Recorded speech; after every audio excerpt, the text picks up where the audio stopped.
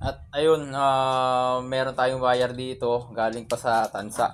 Ayan si Tatay. Anong pangalan mo, Tay? Valentin Celestial Jr. Oo, yan, yung PWD. So, mahirap na rin siya maglakad.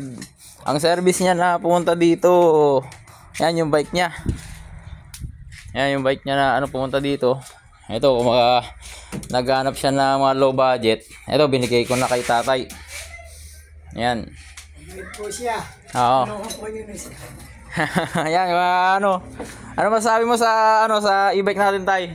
Maganda. Oo. Salamat sa tulong. Oo, yan, ito Bigay ko. sa akin ang mura. Oo. Yan, magkano ang kuha mo diyan?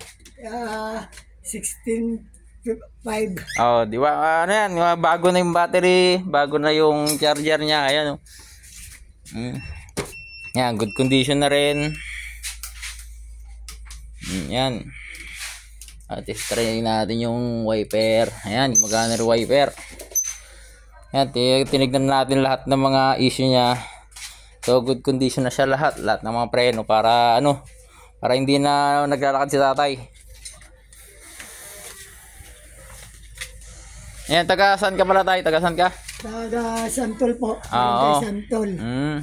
Yan, kung may nakakilala kay Tatay, yan, pwede nyo siyang puntahan doon at bigyan nyo na lang ng konting tulong. Yan. Thank you, Tay. Thank you. Po, i-like po nyo siya lagi. Station po siya. Yan. Yan, testing na natin.